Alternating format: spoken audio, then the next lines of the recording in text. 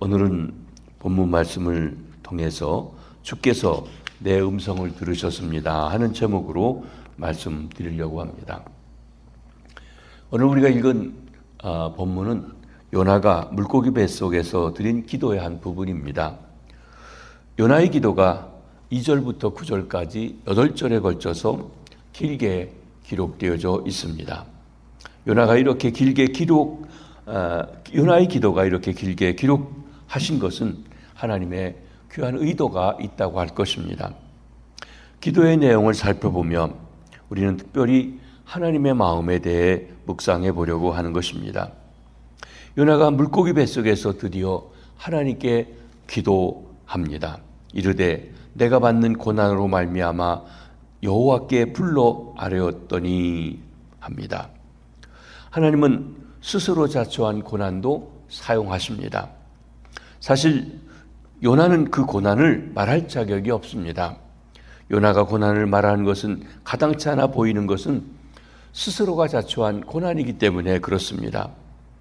성경에서 말하는 성도의 고난, 사역자의 고난이 그 격이 다르다고 할 것입니다. 신약의 대표적인 사도인 바울 사도가 복음을 전도자로서 그 당한 고난을 보면 참 말로 다 할 수 없는 고난을 겪고 있는 것을 봅니다. 고린도후서 11장 23절로 27절에 그는 그가 받은 고난을 이렇게 이야기합니다. 그들이 그리스도의 일꾼이냐 정신없는 말을 하거니와 나는 더욱 그러하도다. 사람들에게 그리스도의 일꾼이 아니라고 하는 비난도 받았습니다. 내가 수고를 넘치도록 하고 옥에 갇히기도 더 많이 하고 매도 수없이 많고 여러 번 죽을 뻔하였으니 유대인들에게 40에 하나 감한 매를 5번 맞았으며 3번 태장으로 맞고 1번 돌로 맞고 3번 파선하고 일주야를 깊은 바다에서 지냈으며 여러 번 여행하면서 강도의 위험, 강의 위험, 동족의 위험, 이방인의 위험, 신의 위험, 광야의 위험, 바다의 위험, 거짓 형제의 위험을 당하고 또 수고하고 애쓰고 여러 번 자지 못하고 줄이며 목마르고 여러 번 굶고 춥고 헐벗었노라. 이 사도 바울의 고난은 복음을 전하는 사람으로서 당한 고난이었습니다. 그런데 요나의 고난은 사도 바울의 복음 전하면서 당한 고난과는 차원이 다른 것입니다. 요나의 고난은 겪지 않아도 될 고난이고 스스로 자초한 고난입니다.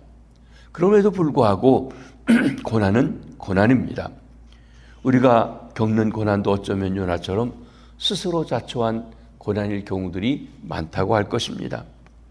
우리에게 어떠한 형태의 고난이 닥치더라도 그 고난의 순간에 하나님을 향한 마음이 회복된다고 하면 그것이 바로 은혜이고 고난의 의미가 될 수 있습니다.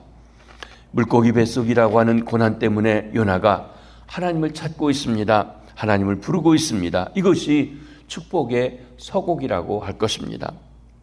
요나는 고난의 순간에 하나님을 의미 있게 불렀습니다. 이르되 내가 받는 고난으로 말미암아 여호와께 불러 아뢰었더니. 누가 보아도 요나는 죽어 마땅한 사람이었습니다. 여기 살아날 가능성이 요즘 젊은이들 말로 1도 없는 것입니다. 요나는 지금 물고기 뱃속에서 얼마나 있게 될지 아무것도 모르는 상황에서 기도를 올리고 있습니다.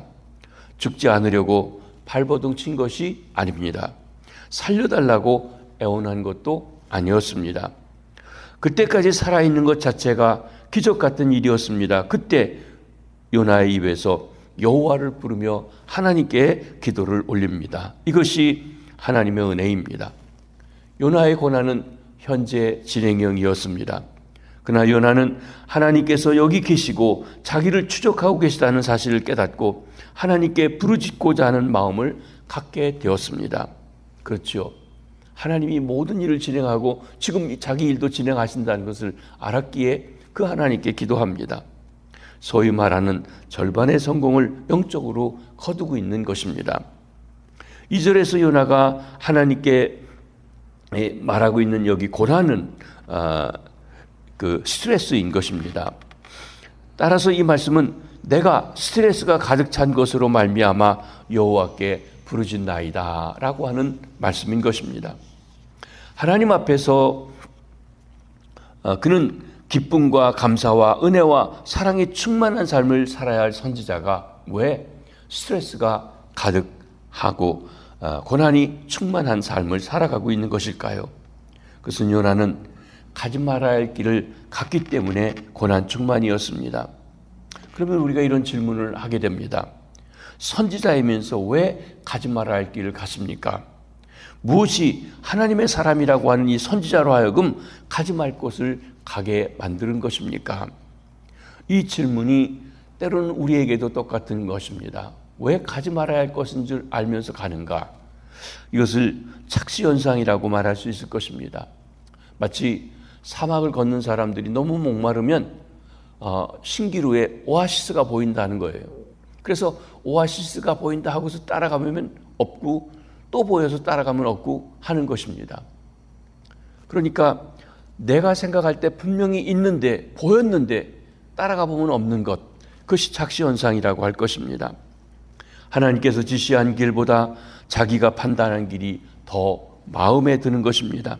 내 생각, 내 사상, 내 인생관, 내 가치관, 그리고 내 세계관을 따라 살아가야 행복할 것이라고 하는 착각인 것입니다. 사람들은 대부분 자기 의견에 좋은 대로 길을 갑니다. 자기 결정을 따라 길을 가는 것이 처음에는 편할 수 있습니다. 그러나 결국에는 그 결정이 우리에게 엄청난 스트레스를, 고난을 가져다주는 근본 요인이 되어진다는 것입니다. 우리도 들어가지 말아야 할 길로 가는 경우가 있습니다. 그 길에 더 마음에 끌리고 체질에 맞는 것 같다는 생각도 합니다. 그러나 그 길이 바른 길이 아니라면 반드시 경고가 오게 되어져 있습니다. 하나님은 말씀으로 경고하시고 풍랑으로 경고하시고 주위 사람들을 통해서 경고하십니다. 하나님 우리가 돌이키도록 배려해 주십니다. 그럼에도 불구하고 대부분 잘못된 길로 끝까지 고집을 부리며 가는 것입니다. 주위 사람들이 충고해 주는 그 사람의 말도 듣지 않습니다. 그러면 충고하는 사람들도 한두 번 말하다 들어주지 않으면 그 말을 더 이상 하지 않게 됩니다. 그 단계가 되면 하나님께서 직접 손을 대시게 됩니다. 좋은 말로 해서 듣지 않으면 이제 매를 드시는 것입니다. 사랑하는 성도 여러분, 혹 우리에게 이런 착시현상이 없으신가요? 지금 이 순간 잘못 바라보고 달려가고 있는 것은 없는지요? 우리가 가고 있는 길이 하나님이 원하시는 방향인지 늘 되돌아보고 말씀으로 점검하고 하나님 앞에서 돌아보아야 합니다. 그렇지 않으면 우리도 스스로 고난을 자초합니다. 스트레스를 깊이 받게 된다는 것입니다. 그러나 고난이 끝이 아님을 알아야 합니다. 고난 끝에 하나님은 우리를 기다리고 계십니다. 고난을 통해서 우리를 깨우쳐 주시고 또 가르쳐 주시는 바가 있는 것입니다. 그 고난을 통해서 하나님이 준비하신 유익이 있음을 깨닫게 된다고 하면 이 시간은, 그 시간은 우리에게 낭비가 아니라 거룩한 시간이 될 수가 있습니다. 그래서 요나가 2절 상반절에 이렇게 말하고 있는 것입니다. 내가 받는 고난으로 말미암아 여호와께 불러 아뢰었더니, 하나님은 우리의 기도를 통해 고난의 세월을 거룩한 시간으로 변화시키고 고난이 유익이라고 하는 고백을 하도록 만들어주는 것입니다. 요나가 고난 속에서 여호와 하나님께 대한 생각이 깨어났습니다. 이르되 내가 받는 고난으로 말미암아 여호와께 불러 아뢰었더니 주께서 내게 대답하셨고 내가 스올의 뱃속에서 부르짖었더니 주께서 내 음성을 들으셨나이다. 요나가 여호와 하나님께 부르짖었습니다. 물고기 뱃속에서 요나를 도와줄 수 있는 이는 아무도 없었습니다. 뱃사람들이 요나가 큰 물고기에게 먹힌 사실을 알았다 하더라도 도와줄 방법이 없습니다. 그들이 물고기 뱃속에 들어가서 도와줄 수도 없는 것입니다. 아무도 도와줄 수 없는 상황에서 하나님과 직접 대면해서 해결할 수밖에 없습니다. 이것이 하나님의 방법이시고 하나님이 몰아붙이신 것이에요. 하나님 외에는 아무도 해결할 수 없다. 하나님을 찾을 수밖에 없는 상황을 만들어주신 것입니다. 그래서 요나가 이제 여호와께 기도했다고 그랬습니다. 우리 성도는 하나님의 면전에서, 즉 하나님이 다 보고 계시는 앞에서 살고 있음을 알아야 합니다. 요나도 그것은 지금 알고 보고 있습니다. 하나님이 우리의 일거수일투족을 모두 꿰뚫어 보고 계시다는 사실을 인식하고 살아야 합니다. 우리는 세상을 멀게 느끼고 하나님은 가깝게 느끼는 체질로 바뀌어져야 하는 것입니다. 하나님께서 우리의 체질을 바꾸시는 방법이 고난입니다. 사람들은 고난을 겪지 않고서는 체질의 변화가 쉽지 않습니다. 그래서 고난은 우리 영혼을 담금질하고 정화시키고 순화시키는 축복의 수단이 되는 것입니다. 고난은 그래서 변장된 축복이다. 고난이 오면 이 고난 끝에 하나님이 우리에게 주시려고 하는 축복이 있다라고 하는 것입니다. 성도 여러분, 우리 삶에 하나님을 가깝게 느끼며 살아가실 수 있게 되기를 바랍니다. 만약 이 세상이 가깝게 느끼고 세상의 도움을 구하려는 마음이 남아있다면 아직도 우리의 영적 체질이 더 개선되어야 함을 말해주는 것입니다. 평상시에 하나님이 참으로 가깝게 느껴진다면 우리 영적 체질이 회복된 것으로 생각해도 좋을 것입니다. 우리는 우리의 영적 체질을 개선하기 위해서 부지런히 노력해야 합니다. 요나는 물고기 뱃속에서 다시 태어났습니다.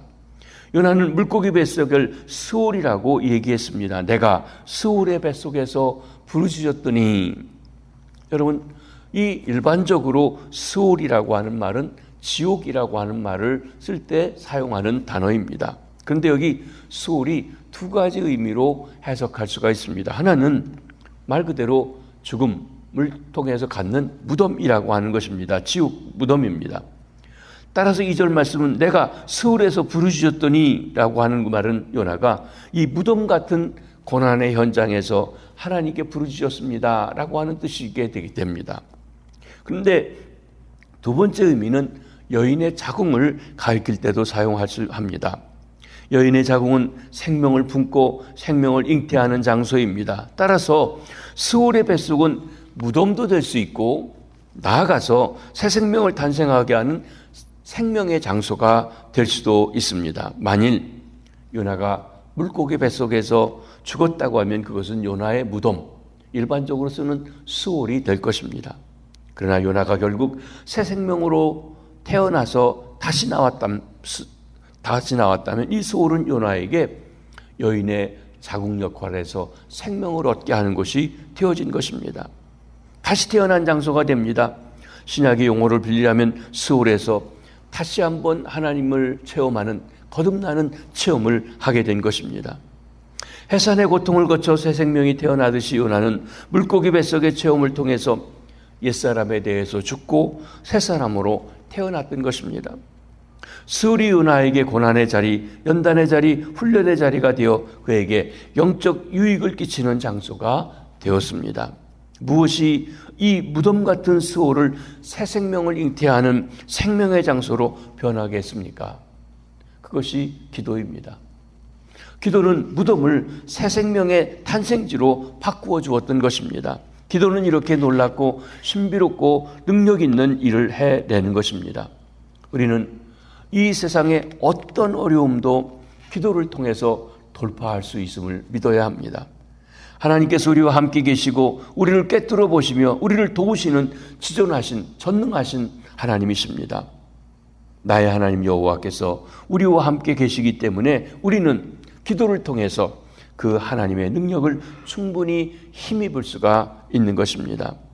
죽음의 문턱까지 몰린 상황에서도 탈출할 수 있는 방법이 있다고 하면 오직 기도입니다. 사랑하는 성도 여러분, 여러분도 참으로 놀랍고 신비롭고 능력 있는 기도의 세계에 들어가시게 되기를 바랍니다. 우리가 처한 상황이 마치 무덤 같은 스올이라 할지라도 그것을 새로운 생명이 잉태하는 자리로 바꾸어 줄 수 있습니다. 그런 기도의 사람들이 다 되어지시기를 바랍니다. 요나가 하나님께 그의 기도를 들으셨다고 확신하고 있습니다. 하늘 아버지께서는 우리 기도를 항상 듣고 계시고 항상 응답해 주십니다. 요나가 기도합니다. 주께서는 내게 대답하셨고 주께서 내 음성을 들으셨나이다 라고 본문에서 말하고 있습니다. 요나는 아직 구체적인 응답이 없을 때 하나님이 자기 기도에 응답하셨다고 앞당겨서 말하고 있습니다. 어떻게 그렇게 얘기할까요? 들어주시오라고 한 것이 아니라 들으셨다라고 그렇게 표현하고 있습니다. 이것은 하나님이 자기를 지켜보고 계시고 자기의 생각과 입술의 말을 모두 듣고 계신다는 사실을 확신했기 때문입니다. 아마 이것이 그가 마음대로 가지 못하고 하나님 말씀하신 대로 돌아오고 그리고 물고기 뱃속에 들어온 이 과정이 하나님 앞에 있다고 하는 것을 깊이 깨달으면서 그 하나님이 내가 지금 부르짖는 기도도 들으셨다라고 대답하고 있다는 것입니다. 요나는 하나님께 등을 돌리고 멀리 도망가려고 했지만 하나님께서는 끝까지 따라오셨음을 확신하며 고백하고 있습니다. 물고기 뱃속 스올에서 요나가 체험하고 깨달은 것이 바로 이것입니다. 요나의 도피 행각을 밀착해서 추적해 오신 하나님께서 요나의 음성을 들으시고 응답해 주신 것으로 확신했던 것입니다. 그래서 요나는 하나님이 자신의 기도에 응답하시고 음성을 들으셨다고 앞질러서 말하고 있는 것입니다. 임마누엘 신앙에서 나온 것입니다. 임마누엘은 하나님이 우리와 함께 하신다고 하는 말씀이죠. 저는 성경 전체가 하나님이 우리와 함께 하시기 위해서 진행하시는 일이라고 한 것이라고 보고 싶습니다. 에덴 동산도 하나님이 인간과 함께 하시려는 것입니다. 죄로 인하여서 그러지 못할 때 하나님께서 죄를 용서해 주시고 죄를 덮을 수 있는 그 가죽옷을 입혀주시고 그래서 하나님과 그 백성들과 함께 하려는 것입니다. 예수님이 오신 것도 우리와 함께 하는 것입니다. 우리 구원의 완성인 새하늘과 새 땅도 하나님과 함께 하는 것, 그것이 곧 우리 인생의 최종 목적이라고 말할 수 있습니다. 그것을 영적으로도 늘 주님과 함께 살아가는 삶 말씀하고 있습니다. 하나님은 항상 나와 함께 하신다는 확신으로 살아가는 사람은 늘 하나님을 느끼고 하나님을 사랑하고 하나님과 대화하며 지내는 사람입니다. 하나님의 말씀대로 살아가는 사람입니다. 이에 비해서 성경에 등장하는 악인의 특징이 있습니다. 하나님이 어디 계시냐? 하나님은 안 계시다. 이렇게 말하는 것이 어리석은 자라고 하는 것입니다. 자기 생각과 경험과 지혜로 똑똑하다는 것으로 살아가는 것, 그것이 정말 악한 사람, 더 나아가서는 어리석은 사람이라는 것입니다. 그리고 하나님의 사람의 특징은 하나님과 동행하는 것입니다. 옛적에 에녹과 노아가 그랬듯이 하나님과 동행하는 삶을 살아가는 것입니다. 예수님이 이 땅에 살아가면서 시범적으로 보여주신 것, 하나님과 함께하는 삶, 임마누엘의 삶을 친히 보여주셨던 것입니다. 예수님께서 물고기 2마리, 보리떡 5개로 5,000명을 먹이신 기적, 이것은 사복음서에 다 기록되어 있는 아주 그런 기적에 대한 이야기입니다. 그런데 그 기적을 행하기 전에 주님께서는 고기를 드시고 하나님 앞에 기도하면서 그 감사의 기도를 드리고 있습니다. 이것이 기적이 되게 해 주십시오가 아니라 자기 말을 들으셨음을 감사하는 기도를 드립니다. 마치 이미 모든 것이 끝난 것으로 여기고 기도하고 있다고 하는 것입니다. 즉 하나님께서 이미 응답해 주신 것에 대해서 감사 기도를 드리고 그리고 나누어 줘 기적을 일으키셨습니다. 예수님처럼 하나님과 함께 있는 사람 혹은 하나님 안에 있는 사람들은 하나님의 응답을 앞질러서 감사 기도하고 있는 것입니다. 그런 사람은 하나님의 백성이요 예수님의 제자들이라고 부를 수 있는 것입니다. 그런데 우리는 하나님의 자녀라고 스스로 고백하면서도 혹 그 하나님을 너무나 무시하거나 등한히 하고 살아가고 있지는 아니한지요. 삶의 현장에서 하늘 아버지께 도움을 구하시기를 바랍니다. 하나님은 응답하시기를 기뻐하시고 우리의 부르짖는 소리를 귀 기울여 들어주시며 아름답게 역사해 주십니다. 하늘 아버지는 나의 부르짖음을 모두 듣고 계신다는 확신을 갖고 기도하시기 바랍니다. 하나님께서는 우리의 작은 신음소리에도 응답해 주시는 분이십니다. 그 하나님을 바라보시기 바랍니다. 하나님께 소망을 가지시기 바랍니다. 하나님을 의지하시기 바랍니다. 그러면 우리도 주께서 내 음성에 들으셨나이다, 내 음성을 들으셨나이다라고 앞질러 고백하며 나아갈 수 있게 될 것입니다. 하나님을 항상 의식하고 대화하며 살아가는 주님의 백성들 되시길 바랍니다. 그러면 우리 모두가 하나님의 사랑받는 자녀로서 하나님과 늘 통행하는 복된 삶을 살아가시게 될 것입니다. 그런 삶이 저와 여러분 우리 모두에게 함께 하시기를 주의 이름으로 축복합니다. 기도하겠습니다. 주님, 참으로 고난 속에서 주 앞에 기도했지만 그동안 기도하라고 해도 하지 않고 했지만 어쩔 수 없이 했던 기도도 들으시고 응답하시는 주님을 감사합니다. 특별히 우리가 하나님 앞에 살아가고 있음을 깊이 깨닫게 해주시고 손 하나 움직이고 발 하나 움직이는 것, 우리가 생각하고 또 말하는 것 다 듣고 계시고 놀라우게 역사하시는 주님을 의식하며 주님께서 우리 기도를 들으셨나이다 고백하며 살아갈 수 있는 주의 백성들 되게 해주시옵소서. 우리가 당면하고 있는 많은 어려운 일들이 있습니다.